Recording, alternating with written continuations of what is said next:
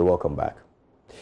Now, look, we're gonna deal with this matter seriously. So we've brought in perhaps two of the best voices to help us do that. Let's say good morning to our entertainment journalist and analyst, Miss G, host of The Gist right here on the JoyNews channel, and Kofi Sheda. I hope I've said your name right. You have a very interesting spelling for it. Kofi's a blogger. It's great to see you, Kofi. Thank you so much for making the time to be with us. Right. Now, this is a serious matter. Very often, the subject matter of your work is what we use to relax, light stuff. But this is a national issue. An international one. An international. Thank you. Thank you for the correction.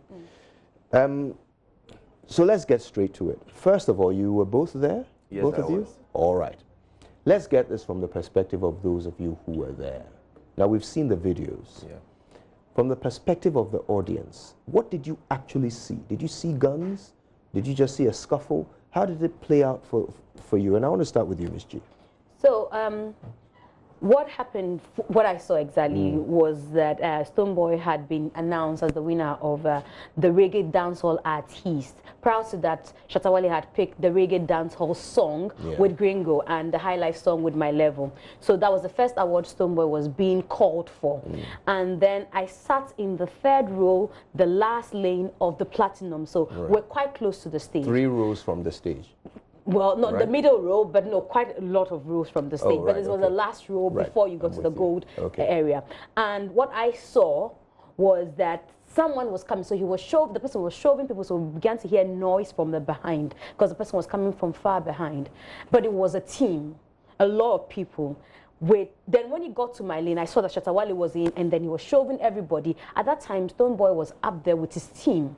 And so they went through the aisle, got to the stairs, and I saw that Black CD, who is the manager of Stonebwoy, had moved from where he was with Stonebwoy, who was about to receive his award, and come in front of the stairs and made a sign like, so say, go back or don't come near the stage to somebody who who was in front. And the person kept climbing. Of course, it wasn't Shatta Wale who was climbing. The person kept climbing.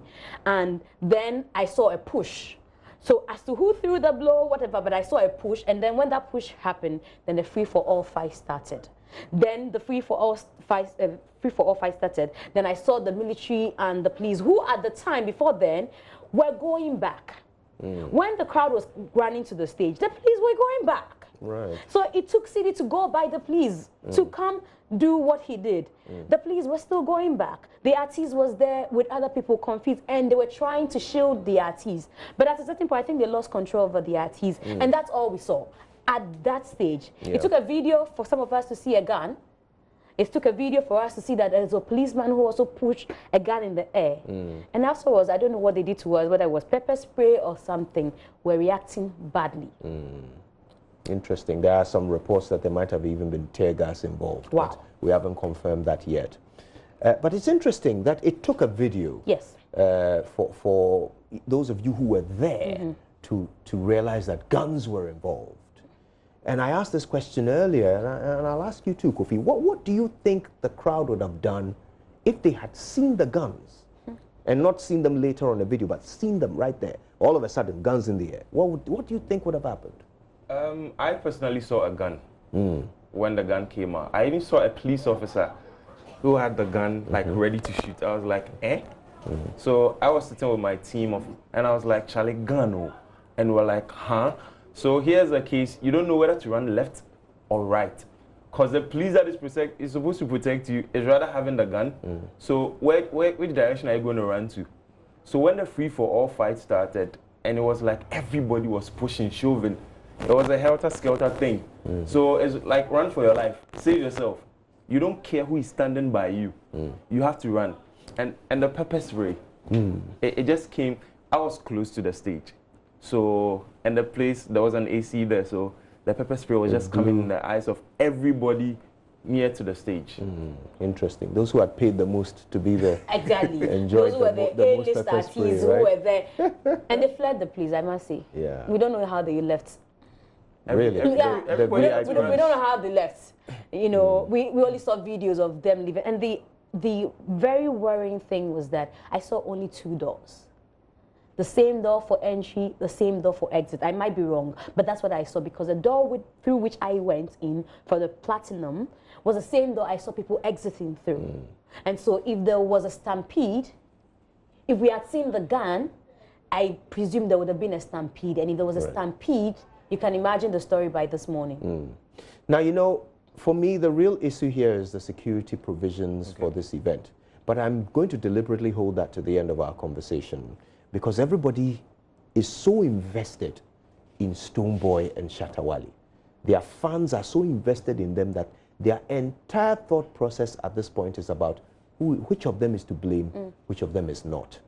I want to take your professional views on this from all the work you've done in this space and the fact that you were both there. The fans' attitude here, is this the right way to approach the situation? And is it an easy answer? Is it one of them or the other to blame here? Wow, that's a tough one. But I tell you from what I saw, and I'll speak from what I saw. First off, I think that we never estimated that this beef, in quotes, would get this bloody. It wasn't bloody, but it would get this, you know, bad. We never estimated that there would be pulling of guns. We never estimated that people couldn't take defeat. And I didn't think that Shatta House estimated that a thing like this would happen. So they didn't make provision for enough security. Like people have been asking, we were searched, we were checked before we went in there. But we know that we've been talking about terrorism around us and all that. So maybe they also forgot to pay attention to these. The policemen who were there were helpless. And you can imagine if they were helpless, what we, the citizen, will be going through. I think that if Shatta Wale had sat calmly, witnessed the young man take his plaque and leave the stage, we won't be speaking about this today. There are people who say that he was going there to congratulate this man. I've seen videos, and SVTV has a video. The demeanor he had, shoving people. You don't go congratulating people, shoving them, shoving the audience. You don't have that demeanor to go congratulate. That's the video. And that's the video before he was called. And he whispered something to another guy sitting by him. And that's the video to tell. And then when he said something to him, they all got up. If you're going to congratulate him, then again, you get to the stage, his manager says, and look at him, he's going to say something to that guy. And then that's when they get up, you see? And then the video show all of them getting up. Now, so if you're going to congratulate somebody, it's not with that attitude. And then you get to the stage where you're going to congratulate the person. So that's when they all got up. And look at the attitude. He shoves people off. And when you get to that stage, if you're going to congratulate people, and they didn't understand that you're going to congratulate people, what happened when CD said, don't come on our stage, go in front of your group and say, I'm here for peace. Look at the video. Look at, you see there's one security guy standing there, prevents people from going with Stonebwoy. And they had to say, these are members of our team before they climb on board. So look at what happens in this video before Shatta Wale gets there. So what happened to that control of the stage space? And you begin to go back. Security men who are supposed to protect us, you go back to the extent and look at where Black CD is. Black CD isn't with the one with the turban or what they call it. He moves from. He's not watching what is happening. He's moving the security apparatus of Stonebwoy disappointing. They begin to whisper, whisk your artist away. If you sense danger. Why do you tell your artist that there's danger? What are you supposed to do? You're supposed to protect your artist. And you leave your artist. So, see, he's going to take the gun from the pouch and deliver to Stonebwoy. That's amazing. It's almost like the artist was the one supposed to protect them. Exactly. All right. Well, we'll talk a bit more about this and analyze that video a bit more. That's some interesting insights there, especially because you were right there in the room. But right now, we can go straight to one of the police stations where one of these two artists are being held. They were held in separate police stations. Maxwell Agbagba has been keeping an eye out. We can join him now. But before that, let's quickly acknowledge Amiao Deborah, who joins us via Skype. Amiao, it's good to speak to you. We'll be hearing from you in just a moment. Good to see you. How are you doing? That's Amiao, and the one behind him is a picture of him, not his twin brother. And when we come back, we'll talk to Amiao. But Maxwell is at which police station, Maxwell? Tessano? Maxwell, we can't hear you. Good morning. Well, Kojo, I'm currently there you are. Tessano Police Station. Tessano. We are currently at the Tessano Police Station here. Well, you remember yesterday, Charles Niyama Mensah, also known as Shatta Wale, made a post sometime around 9:45 p.m. then he announced his arrest to his team and supporters. He talked about, I mean, he made comments suggesting that there was some sort of injustice in his arrest because a gun was pointed at him, and now he has also, been arrested. Then at 9:54 p.m., he came back with another post telling his fans that he'll be sleeping at the Tesano police station and that his fans should go live on Facebook and sing his songs till he gets back, from the police station. That post at 9:54 p.m. had 15,000, likes.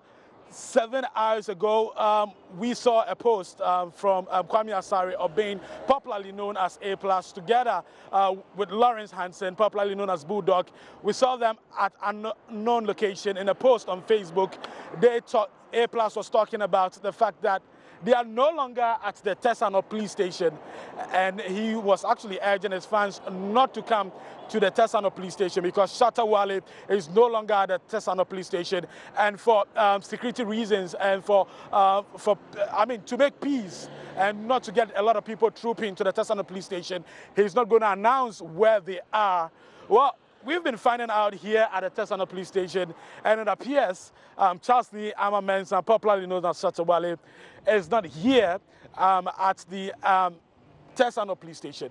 Some people we've been interacting with here, a seller who is stationed here, has been telling us that yesterday he was brought here in the company of some policemen, but they did not spend even more than 20 minutes here, and they left to another location. One of the commanders here at the Tesano police station we've been speaking to has been confirming that. He says that he has been hearing also that he was brought here but has been taken to another location. Some of the policemen we've been speaking to here have also been confirming to us that Charles Lee Ama-Mensah, also known as Shatta Wale, is not here at the Tesano police station. From what we have observed, there's no indication whatsoever that he slept here yesterday, as corroborated by A+, and then all the officials here, Kojo. Right, thank you, Maxwell, and we'll keep an eye on it. I know that you will, if anybody can find out where they spent the night, it's you, Maxwell, so we'll keep an eye on that. Thank you so much for that update. So, not at Tesano police station. Yeah, how would you have known that if you weren't watching us? Okay, now let's talk to Amiao Deborah, who is arguably one of the biggest entertainment and showbiz bloggers in Ghana. Amiao, it's good to speak to you. Yes, Saturday was, well, a bit of a nightmare. Were you there? Yes, I was there. Actually, most of the confusion started from right behind me because I was seated at the end of the portion that was separating the two sides. And so I think Shatta was on the other side and walked all the way to the front. And I think, yes, I mean, people didn't know what was going to happen. They got on stage to see what was happening in front of them. And there was complete confusion as it was happening. Nobody was sure what to do. The ladies were really scared. Most of them wanted to leave immediately. They had left, but when they went outside, they saw more confusion and so came back in. So it was quite an experience, yeah. Now let's talk about what this means for the international brand of Ghana music. These two artists in particular always make the point that they are trying to bring Ghana to the world, and they're trying to make make a name for Ghana on the global music stage. What kind of name have they just made? Well, I think it's a bad one. I mean, we've seen some of the international press carrying it. Although it's from BBC Pidgin, I'm sure it's going to spread across. The Associated Press will also I'm sure this week, be on it, and so to spread further. I think it's in bad taste for our industry that on such a grand stage where we had people from MTV, MTV-based covering, we had people from DSTV covering and being spread across Africa, such a thing would happen. I think for me, I think that one of the biggest losers would be Stonebwoy, because in terms of the international image, he has a lot more going for him with his link to VP Records, Tommy Hilfiger, and all of that. So, you know, most of these international people, these things tend to affect their affiliation with you in terms of their brands, and so depending on how it is managed, Stonebwoy could be the biggest loser in terms of image and everything else. Right. Now let's. There is an interesting. I was going to use the word animal, but some might misinterpret that. There is an interesting character. The dancehall fan in Ghana, the Ghanaian dancehall music fan, is an interesting character on both sides. You know, Stonebwoy and Shatta Wale. There is a certain fanaticism that comes with it. I don't see Joyce Blessing's fans acting like this, you know, or or Amachi Dede or Sarkodie's fans acting like this. But for dancehall, particularly these two artists, the fans are different. What accounts for it? Well, I think it has been the story. I mean, I think right at the peak of their careers, both of them have been like competing against each other. And so as they gather that big crowd or fan base, they also tend to want to compete because their stars are competing against each other. I'm sure it would have happened if it wasn't dancehall, and for instance, if it was hip hop or hip life and two major artists like that had emerged and they were fighting and they had huge fans, most likely something like that could have happened. So I wouldn't limit it to just dancehall. It's just that these two key people find themselves in that genre.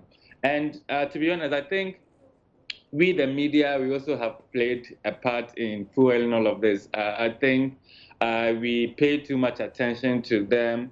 We gave too much spotlight. We didn't censor some of the things they said on our platforms, and we even sometimes poked them to say some of the things they said. And so I think the media also, we should take our portion of the blame, because I don't think it's been great gatekeepers in terms of censoring some of the things that came out from these two factions. That's an interesting point you've made, and I want you to stay with us while I come into the studio. Kofi, you know, this thing about the rivalry, I mean, our theory is that, look, it was going to happen anyway. Rivalry just breeds this sort of thing. But we've had rivalry in the past. I mean, Lumba and Kujenchi, or, you know, or Sarkodie and Manifest, they've been contenders, you know, and they all have big fan bases. But we've not seen this level of violence. What is it? What is differentiating here? The problem is we are unfortunately copying blindly. We are doing a comparison with what is happening in Jamaica. You know, you hear of stuff's going on, you hear of the violence, you hear of the attacks. So we in Ghana here, thinking about the dancehall fraternity, we think that, okay, since this is how dancehall goes in other places, or Jamaica, that is well known, we should do the same thing here, which is wrong. It's a different setting there, it's a different setting in here. There are laws there. If the laws there are not working, the laws in Ghana do work. And quite unfortunately, the youth that are following these two dancehall artists, it's quite unfortunate, but the kind of actions, the kind of like behavior, the kind of demeanor they put into this, it's supposed to be a war of words. After the words, we end. Let's bring the music. Let's enjoy the music. Let's have the competition. Okay, he does this, he does that. That is all we need. But to go to the extent, there was a tweet with someone threatening that he would kill Black City. Yes. If Stonebwoy or Black City is dead, or both of them die, he's the cause of it. Where did we get to? Where from this? It's music. Music is supposed to be entertainment. Entertainment is supposed to excite us. When we get tired, we entertain ourselves with music. We listen to music to pick something good, to pick inspiration, to relax the body, to relax the mind. So where did we get to? It's quite unfortunate. It's just a comparison where we decided to pick the dancehall like we think, oh, what is happening in Jamaica? That is what we are supposed to do here. That is how come. And this wielding and showing of gun, we see it in their movies and all that. So we've picked it up and we think, oh, that is. And if you're a dancehall artist and your fans, if they are not that like physical, they are not that rowdy, it means that no, you are nothing. That is what we've tend. Because if you go on social media and you say anything against any dancehall artist, no matter how small, no matter how big it is, you'll be receiving threats. It's funny, I put up a post afterwards. I was trying to be satirical and I said, disband musical militias now. Just to draw a parallel between pulling a gun in a public place like a, VGMA awards and pulling a gun in a public place like Ayawasu West Wobo, which spawned an entire commission, an inquiry, investigation. Waste of money. And these were people who are licensed to have guns, national security operatives who fired in a crowded place. So I wanted to demonstrate that even if you're licensed to have a gun, there are rules around exactly. how. Exactly. But how do the artists themselves contribute to this culture that we're identifying with the dance hall fan? How do the artists themselves fuel it? Kofi made this point that, if you are my fan and you are not hard, then demong.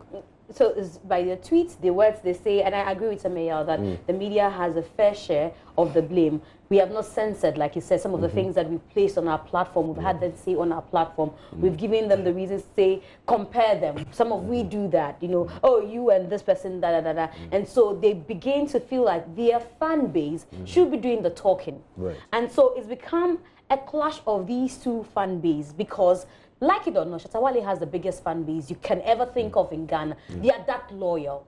And so you also want to front a fan base that will be loyal to you. So because you want to say, this is your arch rival, and so let's meet him boot for boot. So that's the thing. So when he comes to speak on, when Stonebwoy also gets the opportunity and he's asked something about Shatta Wale, the words are not always pleasant. And so as a follower, they are also picking. Oh, my boss says this, he says that. And that's why Shatta can go tweet and say, if you're a media person and you attack me, I'll tell my fans to beat you wherever they find you. And they take it in good faith. They don't see anything wrong with it because he's their boss. And that is why Stonebwoy will get an opportunity on radio and say, if you're in Jamaica and you're speaking about my mother, I would have shot you. Can you say that in Jamaica? We gave them the platform to say this. Thinking like we always, oh, we are Ghanaians, peace-loving people. This will never happen. We are so lucky, Kojo. That gun Stonebwoy pick in their bid to stop him from, it could have swayed. A stray bullet could have hit anyone in that auditorium. We are so lucky. And so I think that this, and I like the fact that the law is being enforced. It should serve as a deterrent to anyone who feels that they are bigger than the law, who feels that behind or beyond music, I think that I wield some power that is, I'm the only important person beyond Jerry John Rawlings. I can speak to the president anyhow. I think that this should set a tone for what should be done. Because look at the number of people who were in the auditorium. Like I said to you, I saw only 2 doors. And you can imagine, if that stray bullet had hit someone, everybody, even though there were no shots, people were still running for their lives. And at a certain point, I was stuck. I didn't know whether to go outside or to stay in because I didn't know what was happening outside as well. So I think that the law enforcers have set the tone. It should serve as a deterrent. And maybe we should not give them the airtime we give them anymore until we feel that there's some change or there's some remorse. Because some of the people we have seen have, Stonebwoy, when he made some very, very impolite statement when he went back to pick his award, said some unprintable things as though we're kids who had come to his Ashama concert or something. There were dignitaries sitting there. And I think that after he came for his second award, somebody might have advised him. It was then he thought to apologize. Back then, he still said some things that were unprintable. Then, days after, he's issued a statement, apologized. What about the other faction? They think they didn't contribute anything to what had happened? I think that we are being taken for granted. Do you get the feeling Stonebwoy thinks, Shatta Wale thinks he's a victim? His father's. I was only coming along to give the boy a hug. But you know he's under management and he can't just do anything. Please. No. That's the theory. But you know the police are also involved now. No, so apologizing to us has anything to do with the police? No, but don't take us for granted. I'm not saying he should take us for granted, but he's under management. And so? So how does Stonebwoy manage? So one, you're realizing that the police is now involved. And so? So at this point, we should allow his money at the right time. They'll do the right thing. I beg so what you're saying is it's not the right time for him to apologize? The police are involved in it. So whatever management decision they are taking it behind there. I beg to differ, because I heard his father in that interview with the father I hear, according to that interview, he didn't deny it, that he's part of management. Parker asked him, as part of management, it's 24 hours already. You haven't apologized. He said it's close to 24 hours. You haven't apologized. He said, I was going to speak to my son, then we'll see the way forward about this. Kind of what Kofi is saying. But you see, and he said this, and then I wanted to quote him. He said, I wanted to make a statement on the night. But when I approached Vodafone, they said some people from Vodafone, they said it was too late. So you wanted to make a statement on the night. What has stopped you from making that statement so far? No, but you know what? One thing that's interesting. The father was enjoy the show with us, went through the pepper spray with us. There are videos of him coughing, going through. So you also saw what could have happened with what happened. Indeed. Right now, I mean, I was still with us, and this this matter. Look, let's talk a bit about security provisions on the day. And for me, this is the biggest and most important aspect of the occurrence on Saturday into Sunday. The clear security lapses. Guns were brought into a crowded place, into a music award ceremony where we had international dignitaries and, of course, our own leaders, plus innocent members of the public who had paid good money for front row seats that could have earned them a stray bullet. So let's be clear here. Who messed up in terms of security? Yes, I think I made a post that security for such events should go beyond those who are just checking your tickets to make sure you have entry. In the past, I've been to some events by Shatta House where you go through a scan, and so they check you for metals and all of that. And that should have been in place, because if that was there, we would have detected the gun and any other thing that somebody might have brought there that was not good, that could be potentially harmful to us. Like I said, I was behind, and as they kept walking in, and even the security people there were like unbothered. So the lady next to me who kept screaming at them like, they are going to fight, they are going there. And then after a good 1 or 2 minutes before they even started to move from that side to walk through the crowd and go there as well. So there was like you said, a clear lapse, and I think the organizers could have done better. Shatta House could have done better, because the people were there, the security people were there, but they were just clueless. They didn't know what to do. I was seated behind, so I didn't see so much what was in front. But from the videos I've seen, there was also security in front. And for them to have allowed them to walk past and come all that way, it's really, really terrible. Yeah, I mean, this is the note on which I want us to wrap up. So I'm going to take your final thoughts as well on security. Not just who's to blame, but how can we fix it in the future, Kofi? So I went to the program, okay. I went out to buy something, and I was like, okay, but there's security there. If I take it inside, they won't. I just bypassed them. Nobody searched me. So I was like, oh, okay, then I can just go in just like that. So that was enough. Anything could have happened. And you know, they came in a large crowd. So even if there was security to search them, they are rushing in. It will take time. So one way or the other, and you know, the dome was just built in a week. So all these issues are there. Even the exit doors and all. Even some people had to use the backstage. That was the escape route. I saw some they had to use the backstage. That was the escape route. And the way to the urinal was only one.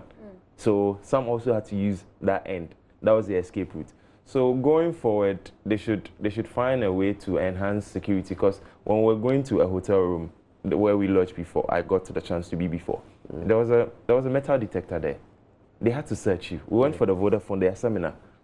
They searched everybody. So why is it that a place with such a large number of people, they didn't do such a search? But I want to say thank you to Mr. Hobson Adoye. He called in some reinforcements, and surprisingly, that was how some of us were able to, like, okay, stay calm, there's something good happening. if it wasn't that, I don't know where it would have been today. And we must as well say a big thank you to Samini. He saved us. Yeah. Samini saved us. Because at a point, Kwame Sefa-Kine had to be like a father whose children wouldn't listen to him. He kept saying, sit down, sit down. And he kept, at the point, he said, sit down or I'll let the police, you know, take over. But nobody cared because we were traumatized. People were going through a lot. People were sneezing, coughing. I was told, as at the point, he said, tie your handkerchief over your nose. And so that's how bad the situation was. So we're confused. Like I said, I didn't know whether to go out or to stay in. But then Shatta House needs to take a fair share of the blame. And thank God that they've issued a statement to agree that there were security lapses. And it is not true that we couldn't all have gone through a metal detector. If we were serious about this, it would have been enforced and people would have gone through it. Because if we had, all these would have been detected. People are coming in with weapons. Why are they having weapons? If something had gone wrong, I'm sure we'll be sitting down here not speaking this way. And I'm sure that the law enforcing body, having picked these two up, will do something significant. We'll have them sign a bond of good behavior. Maybe people are saying they should jail them. I don't know what the law says, but let's ensure that this doesn't happen again. And it serves as a warning to every event organizer. Kojo, if you take the open door event or the event they had at the Independence Square, I saw people shove even the event organizers themselves. And they said, oh, it's not the first time this is happening to them. Amazing. Amazing. And so we shouldn't just let this slide, because lives are at stake and it's an international embarrassment. The measures we take might go a long way to help, you know, somehow water the international embarrassment we already have, I think. Can I chip something in? Certainly. There's this thing that maybe we are also we are forgetting. Do you know that people got injured? I hear so. Do you know people someone on a stretcher. Someone collapsed right in front there. Like, and people who had their items stolen and all that. That's true. These are things that, because you know, one of the videos, someone was punched. He was videoing. They punched the person's camera. Yes, the camera. This is how I want to wrap up, and we've got about a minute before we have to do the next thing. So this is the last thing I want to say, that yes, indeed, I don't disagree with anyone who says Charter House organizers had a big responsibility to provide security, which they did not live up to. But I'll tell you who else didn't live up to their responsibility, and that is our security services. All right, there were police there, there were military there. The way they behaved when this thing happened, it's the height of incompetence. Because I think it's because we've also thought that, oh, we are peace-loving people. Yeah. We are peace, and we are taking that for granted. At least this has shown us that we are not that much of a peace-loving people. Absolutely, especially because of the times we're living in. You made the point about how we have terror threats around us. Our neighboring countries are all under threat. Burkina Faso is the source of these threats. There's the Salafi jihadists. Now, what they don't like is secular living. That's what they are against. So the VGMAs would have been a perfect target for them. Yeah. And there were no metal detectors. Anyone could come in and bring anything in. You brought whatever you like in there. Some people brought guns. And national security, were they aware of this? Did they consider this place to be a potential target? What did they put in place? Whatever they put in place, clearly didn't keep out guns. So what did they do? There was nothing in place anyway. How useful was their intervention, if there was any? These are the questions we should start asking ourselves. You know, when last week I did an experiment at the Accra Mall to see whether Ghanaians are security conscious. And we put the video out of how I left a bag under a bench for 30 minutes. Nobody noticed it. Nobody said anything. People sat around it for 30 minutes. People blasted me that, oh, I am now letting terrorists see that we have no security. Well, the VGMA live coverage that went around the world will let everybody see that we have no security. I want to say a big thank you to all of you who have contributed. I'm Deborah via Skype, as well as you, Kofi, and Miss G. It's a pleasure to have you at this time of the morning. Let's do more of this, right? Sure. Excellent.